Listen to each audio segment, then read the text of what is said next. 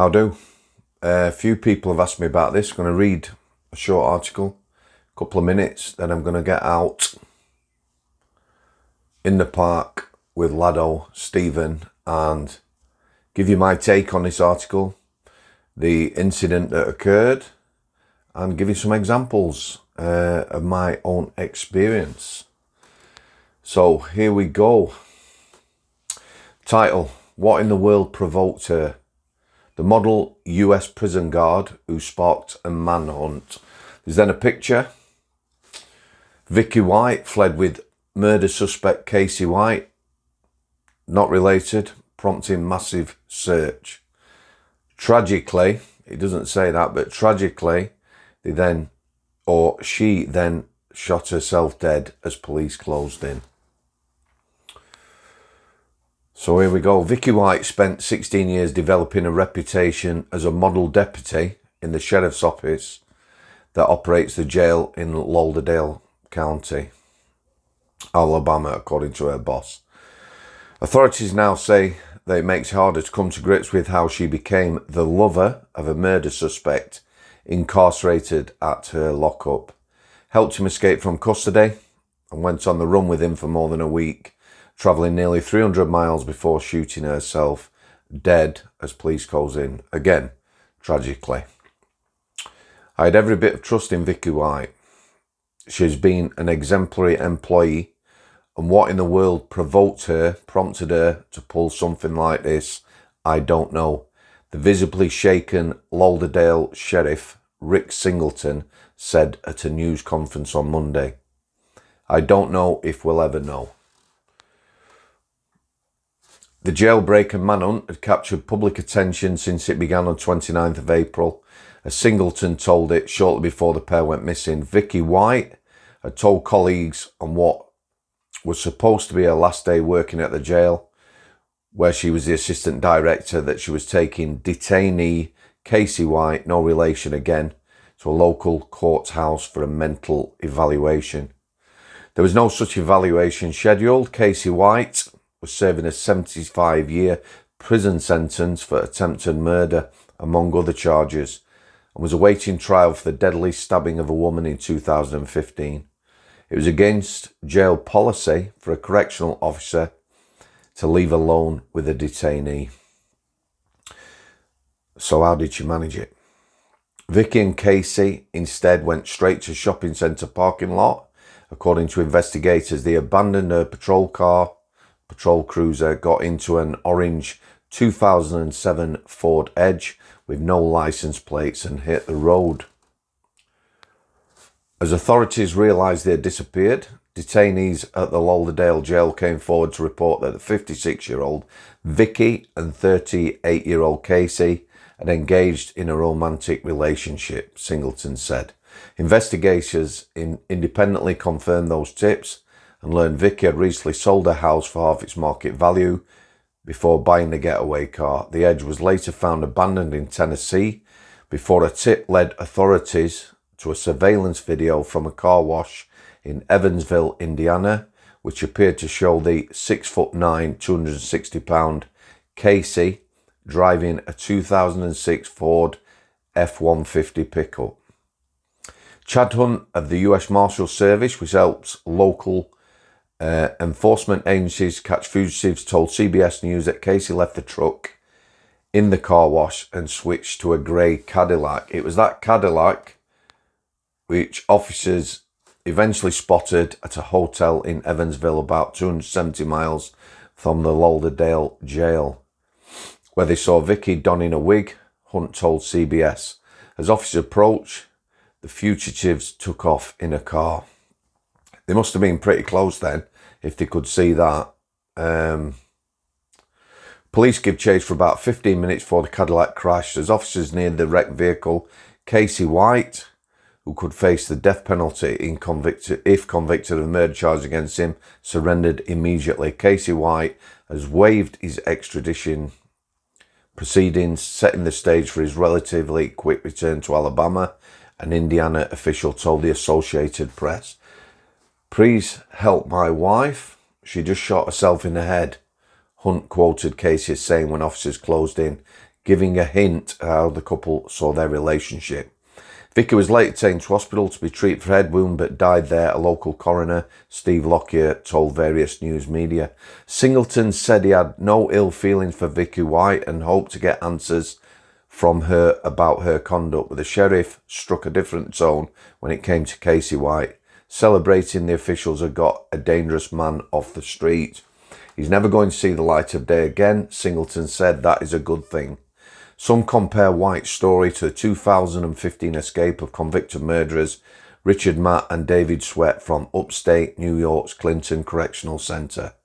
The pair temporarily broke out of custody with help from Clinton Correctional Officer Joyce Mitchell, who reportedly had a sexual relationship with at least one of the escapees and was convicted of facilitating the getaway. Over to me and Stephen. I'll sit there. Come on, you. Go on. Come on, then. Go on. Good lad. How do? Excuse me.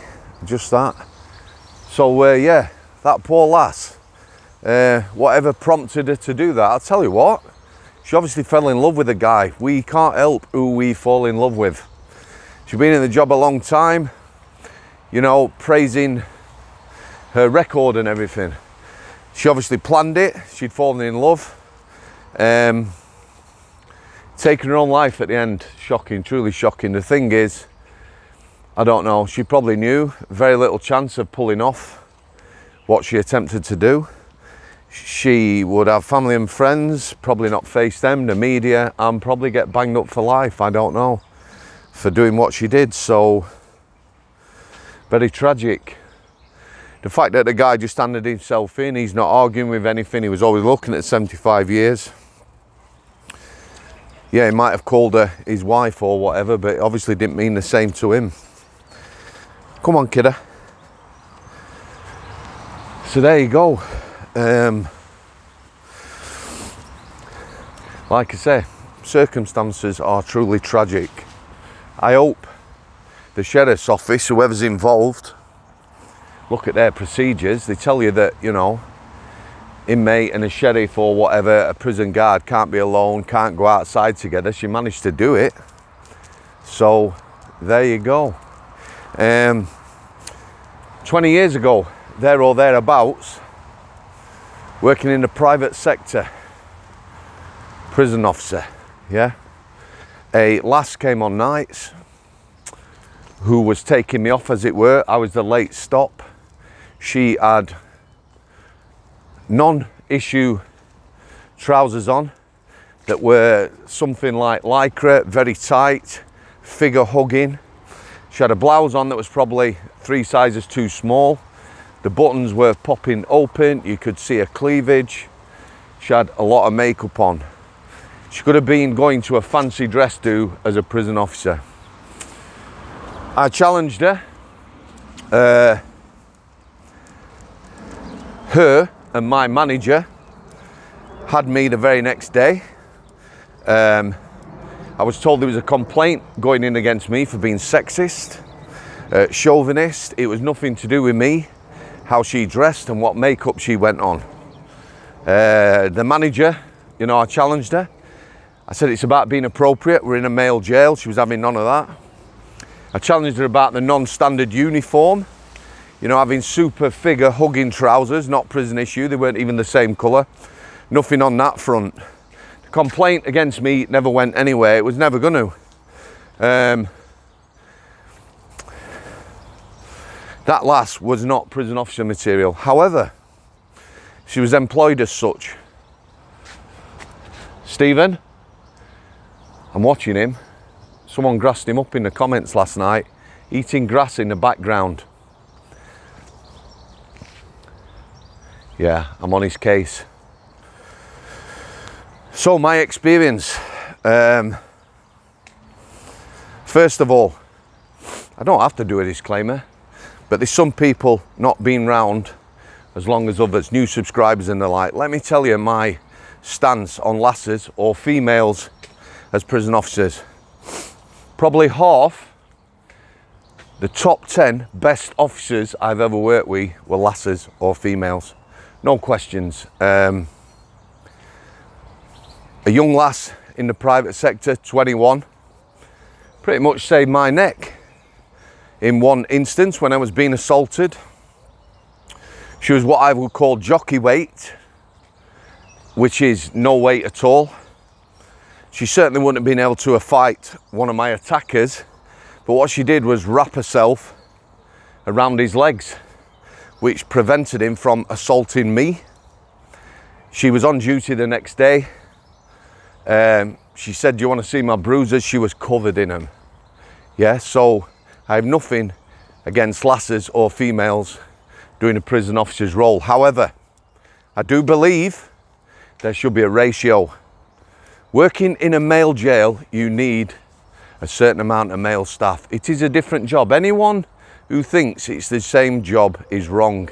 Me, would I want to work in a female jail? Quite definitely not. I've worked in female forensic units, and you are watching your back. You have to be careful. You have to be in sight of people all the time. You know, you're open to be accused of things.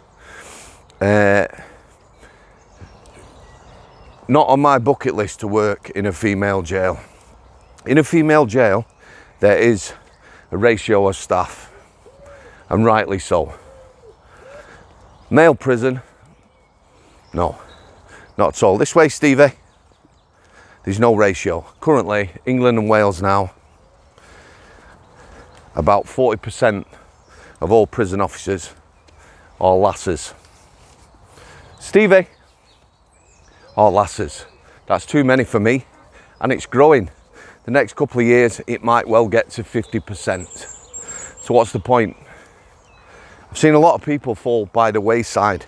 I remember my first job. So my first job as a 19-year-old working at Westall Richards, a kitchen knife manufacturers, I was surrounded by women of all ages, young to more mature, shall we say. Very flattering. I mean, literally, there was a couple hundred lasses and very few lads.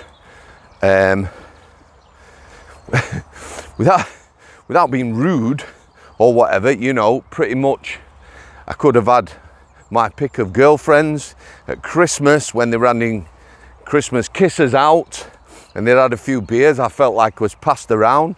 There was sexual harassment towards the lads and myself I worked with. But, you know, as a young man, very flattering. Charm. Charm is a dangerous thing. A lot of people in prison have charm. So, you know, we're looking at female staff. Have I known any fall by the wayside? Far too many. In the private sector, firstly, I'm going to talk about a lass who was more mature. She met a prisoner in her job. In her job, her position, there was not a chance him and her could get up to anything other than perhaps a peck. Yeah, she worked in an office in an area that was quite tightly patrolled and not really ever left on her own. By her own admission, she fell in love with him, love at first sight. She got divorced whilst he was still in prison and she was working there. As soon as he got out of prison, they got together.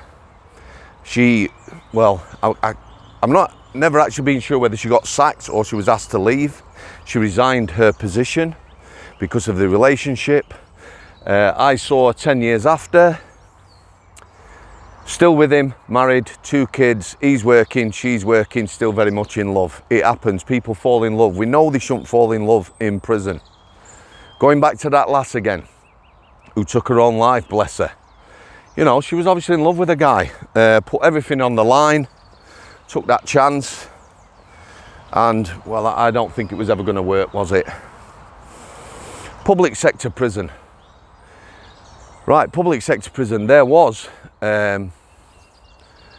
governors, prison governors, who would pull people who wore non-standard prison uniform. Standard prison uniform issued every year. Black trousers, white shirts or blouses, prison coats and the like. Lasses, when I were there, had started wearing standard trousers. Look, the trousers didn't fit anybody really well. They didn't fit me, mine particularly well. They weren't particularly comfortable, but you know, I wore them. Lasses had started wearing trousers that looked nothing like prison uniform, tight, clingy. You know what I'm saying? Again, there were governors who would pull them and others who wouldn't, who were scared to challenge people. You know, it's about being appropriate, dressing appropriate and behaving appropriate. Strangeways, when I worked there, talk about two jails, them that's new. There were two jails within the walls, as it were. Top jail, which was at the top of the hill, hence top jail, and bottom jail, which was, you've got it at the bottom of the hill. Yeah, so top jail, prisoners out most of the day. Not much chance of anyone getting up to anything. You know, you work with someone on a landing, you kept your eye on each other all the time, buddy system. If anyone went missing, you know, if they'd gone to the toilet and not told somebody on that wing, there would have been an alarm bell and staff would very quickly go to cell to cell, sorry, you know, searching for them people. Bottom jail, different place. I've worked down there on overtime at weekend. I've gone on shift in the morning, 8 o'clock unlock. I've not seen anyone since dinner or till dinner. Yeah, people could disappear. Did people have illicit relationships when I was at Strangeways, which is a prison in the high security estate? Yes, they did. Did they get found out? Some got caught. I've no doubt some didn't. We had a couple of lasses on K-Wing where I worked who were pulled for their behaviour. One of them was then transferred onto the high secure Cat A unit. And yes, she did eventually get sacked for something illicit, whatever that was. Whether it was having a relationship, having people's phone numbers, making contact with people for people, I don't know. I'm not sure, but she got sacked. So people fall in love everywhere in prison. The staffing issue, 40% lasses in male jail, for me is wrong. It's wrong. They're not addressing it, it's bums on seats. Lots of people now, you know, every prison, I'm assuming, has a corruption department. People will be getting sacked left, right and centre. A lot of people get walked to the gate and get asked to leave. You know, it saves embarrassment. A few high profile ones where there's a lot of drugs involved get in the press. But it is problematic. Interesting to see what you think about it. And a quick reminder, even though I don't have to, some of the best staff I ever worked with were lasses. There is a place for lasses in lads' male jails, but for me, it should be a ratio to make that job work. Parting shot, Stevie. Come here, kidder. There you go. Thanks for coming, guys. I'll see you.